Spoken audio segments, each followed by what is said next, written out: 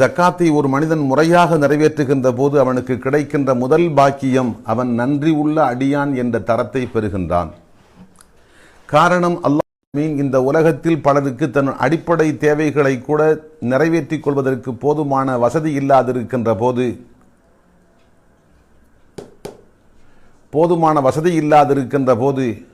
அல்லாஹ் இந்த மனிதனுக்கு அடிப்படை தேவைகள் போக மேலதிகமாக செல்வத்தை கொடுத்திருக்கிறான் என்றால் அல்லாஹ் அவனுக்கு செய்திருக்கின்ற பேருபகாரம், அதற்கு அவன் நன்றி செலுத்த வேண்டும்.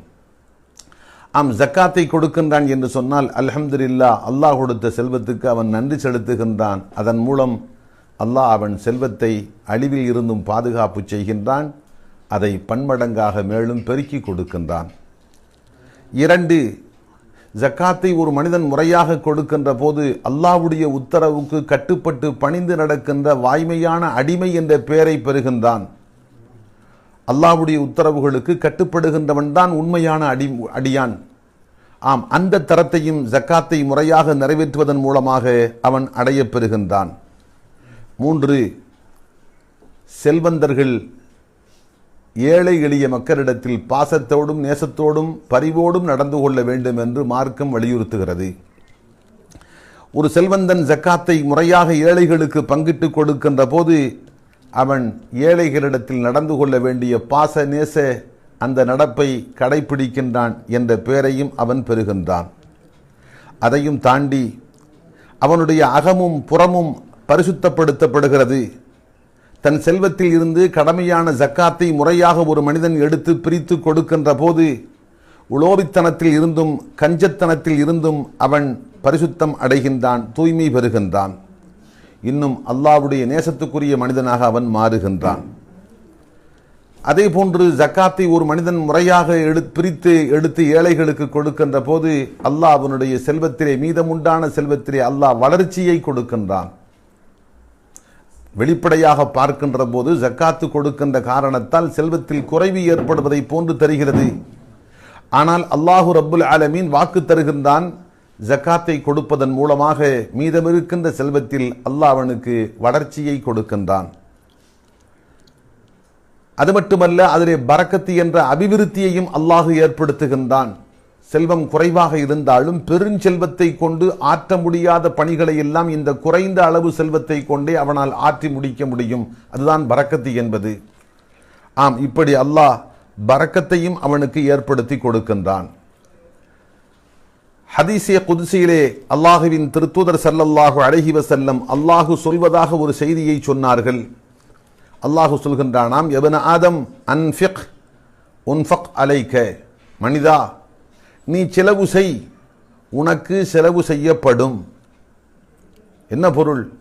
அல்லாஹ் கொடுத்திருக்கின்ற செல்வத்தில் இருந்து ஏழை எளிய மக்களுக்கு நாம் தாராளமாக வாரி கொடுக்கின்ற போது நாம் கருத வேண்டியதில்லை, இப்படியே கொடுத்து கொண்டிருந்தால் நாம் இப்படியே கொடுத்து கொண்டு இரு, அல்லாஹ் உனக்கு அதற்கு ஏற்ற முறையில் பன்மடங்காக திருப்பி கொடுத்து கொண்டிருப்பான். நீ செலவு செய், உனக்கு செலவு செய்யப்படும் என்று அல்லாஹு ரப்புல் ஆலமீன் வாக்களிப்பதாக ஹதீஸே குத்ஸியை அல்லாஹுவின் அருள் தூதர் ஸல்லல்லாஹு அலைஹி வஸல்லம் குறிப்பிடுகின்றார்கள்.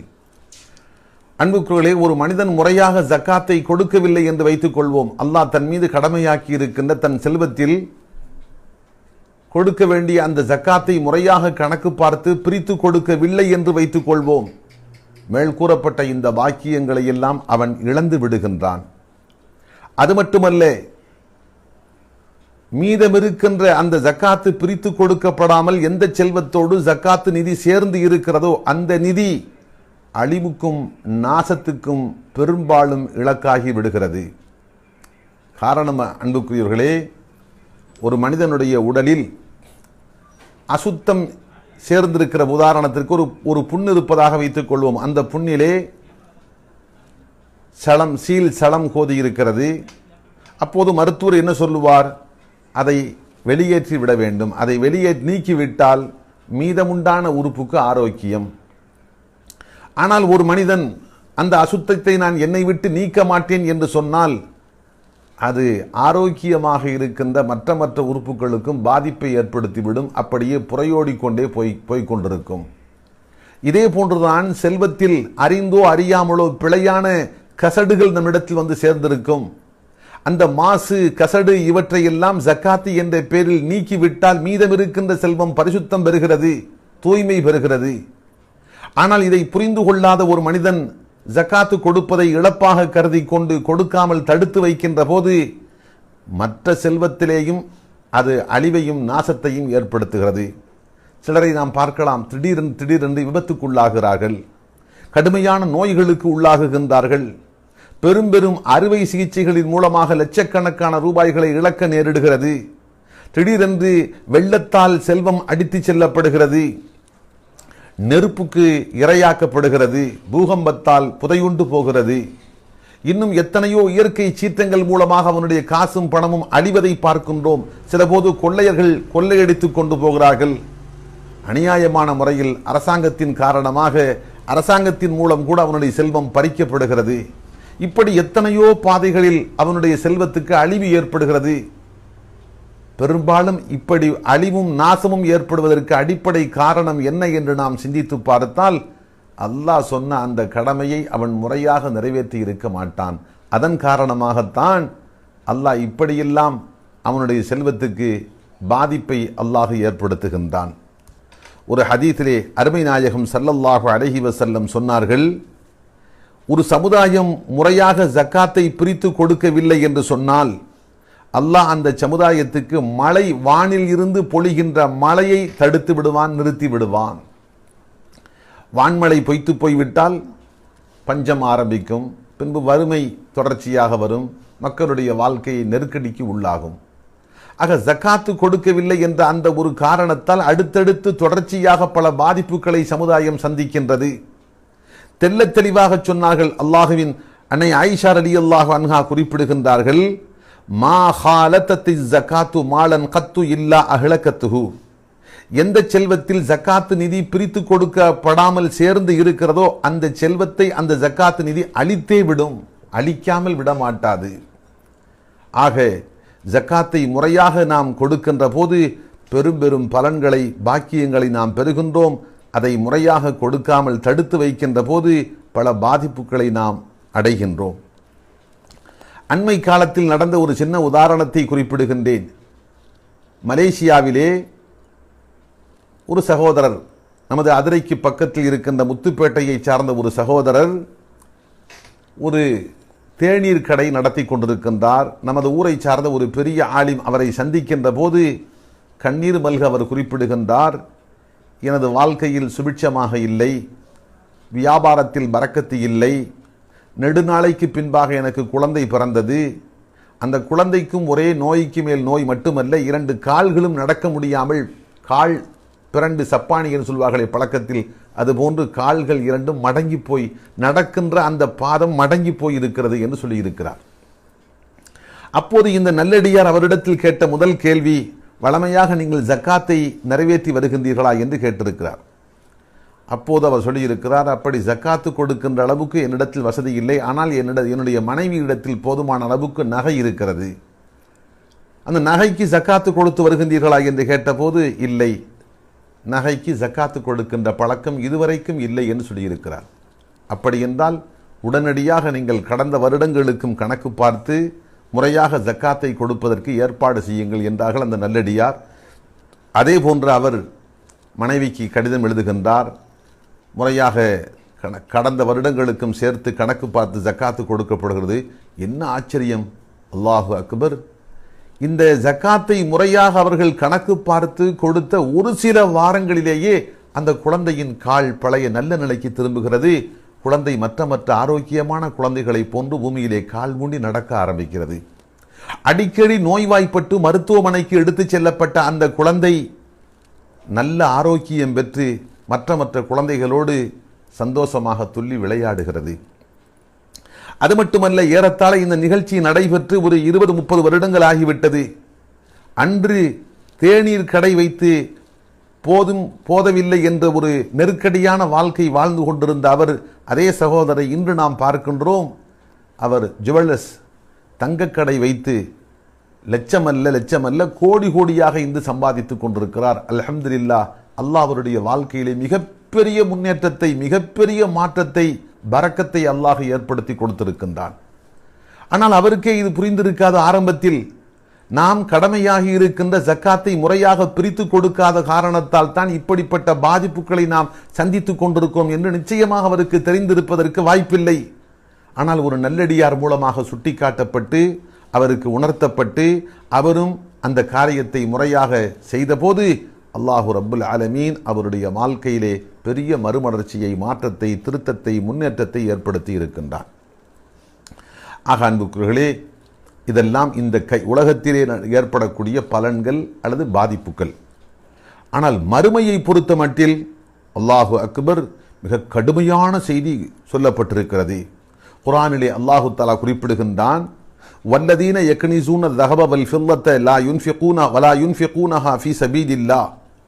யார் அல்லாஹ்வுடைய பாதையில் செலவு செய்யாமல் தங்கத்தையும் வெள்ளியையும் சேமித்து வைக்கின்றார்களோ ஃபபஷ்ஷிர்ஹும் பிஅதாபின் அலீம், அவர்களுக்கு துன்புறுத்தும் வேதனை உண்டு என்று நாயகமே நீங்கள் எச்சரிக்கை செய்யுங்கள். துன்புறுத்தும் வேதனை அவர்களுக்கு உண்டு.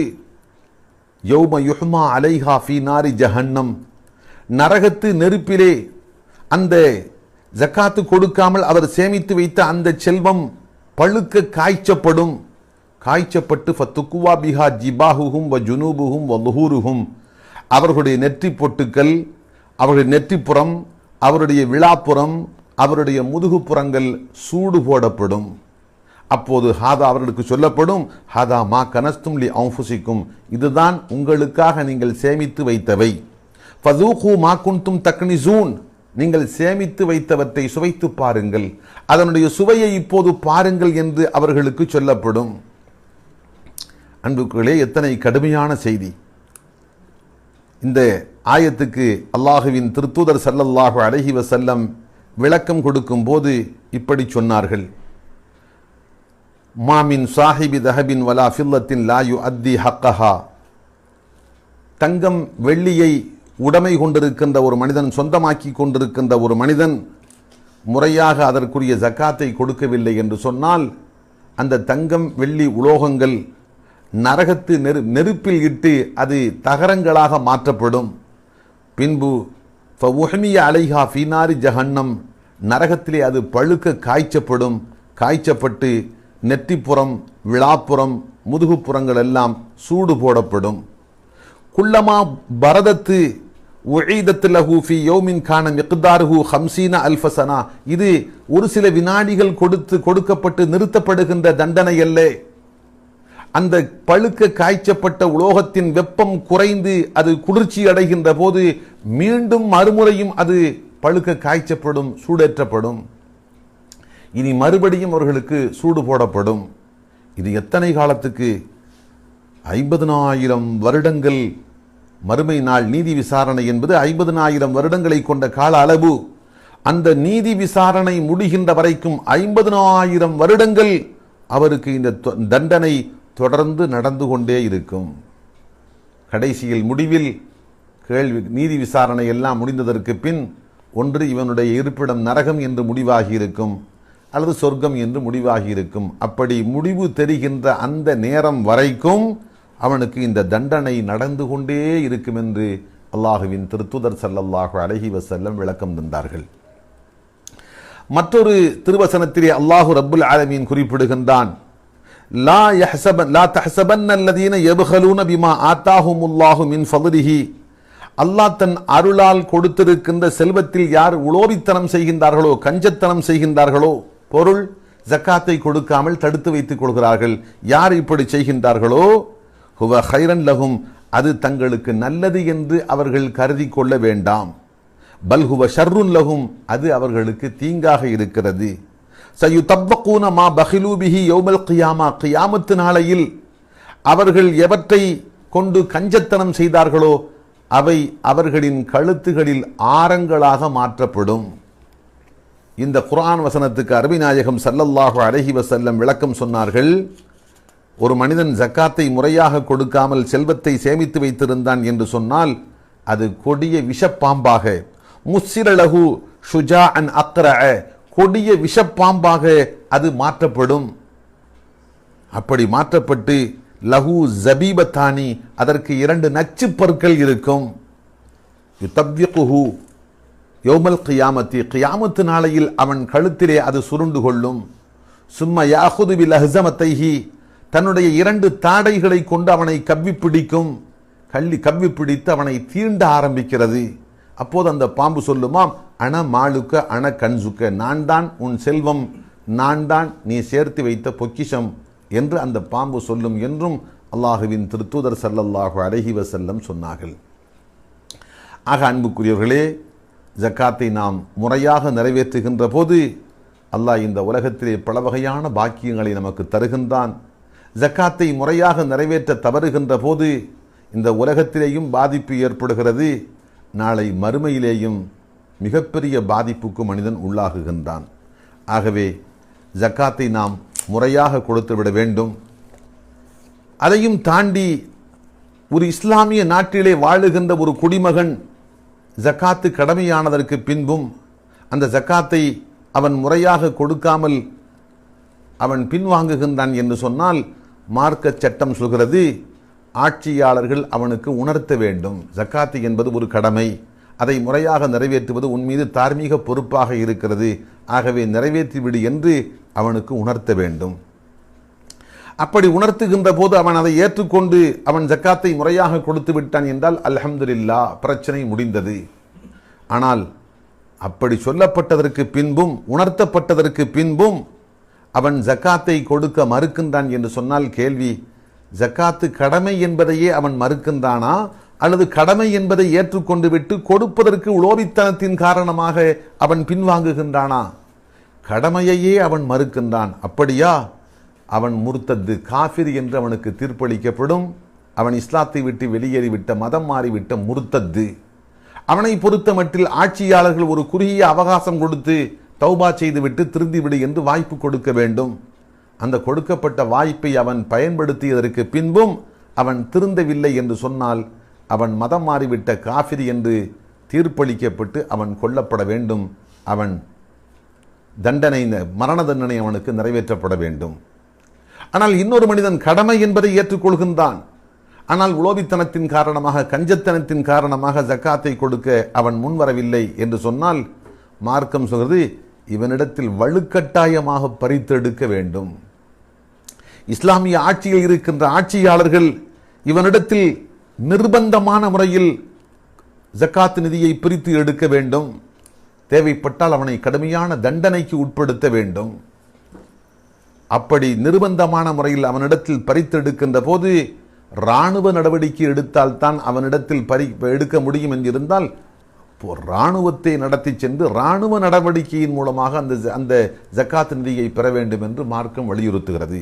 அருமை நாயகம் ஸல்லல்லாஹு அலைஹி வஸல்லம் மரணமடைந்ததற்கு பின்பாக சித்தியக்குல் அக்பர் அபூபக்கர் சித்திக் ரலியல்லாஹு அன்ஹு அவர்கள் ஆட்சி பொறுப்பேற்றார்கள். ஆரம்பத்தில் இப்படியும் ஒரு கூட்டம் வந்தது, நாங்கள் தொழுவோம், மார்க்கத்தின் எல்லா கடமைகளையும் முறையாக நிறைவேற்றுவோம், ஆனால் ஜக்காத்தை மட்டும் நாங்கள் கொடுக்க மாட்டோம். இப்படி ஒரு கூட்டம் புறப்பட்ட போது ஹதரத் அபூபக்கர் சித்திக் ரலியல்லாஹு அன்ஹு என்ன சொன்னார்கள்? பெருமானாருடைய பொற்காலத்தில் ஜக்காத்து என்ற பேரில் கொடுக்கப்பட்டது ஒரு ஒட்டகை கட்டுகின்ற ஒரு சின்னஞ்சிறு கயிறாக இருந்தாலும் அதை இன்று ஒருவர் கொடுக்க மறுத்தார் என்று சொன்னால் அவர் மீது நான் படை நடத்துவேன், போர் பிரகடனம் செய்து அவர் மீது நான் படை நடத்துவேன் என்று சொல்லி படையையே அனுப்பி வைத்தார்கள். அபூபக்கர் சித்திக் ரலியல்லாஹு அன்ஹு இது போன்று ஜக்காத்தை கொடுக்க பின்வாங்கிய பல சமுதாயத்தவர்களுக்கு எதிராக இராணுவ நடவடிக்கை எடுப்பதற்காக வேண்டி படைகளை அனுப்பினார்கள். அதற்கு பின்பாகத்தான் அவர்கள் முறையாக கொடுப்பதற்கு முன் வந்தார்கள். ஆக அன்புக்குரியவர்களே, இந்த அளவுக்கு இஸ்லாமிய நாட்டில் வாழுகின்ற ஒரு முஸ்லிமான குடிமகன் ஜக்காத்தை கொடுக்க பின்வாங்குகின்ற போது கடுமையான முறையில் அவனிடத்தில் நடந்து கொள்ள வேண்டும். தயவு தாட்சண்யம் இல்லாமல் அவன் ஜக்காத்தை ஒன்று கொடுத்து விட வேண்டும், அல்லது மறுத்த காரணத்தால் அவன் கொல்லப்பட வேண்டும் என்று சொல்லுகின்ற அளவுக்கு ஜக்காத்து மார்க்கத்தில் கடுமையான முறையில் வலியுறுத்தப்பட்ட அதிமுக்கியமான ஒரு கடமையாக இருக்கிறது. சுருக்கமாக இந்த விளக்கத்தை நாம் நெஞ்சத்தில் வைத்துக்கொண்டு இப்போது அடிப்படை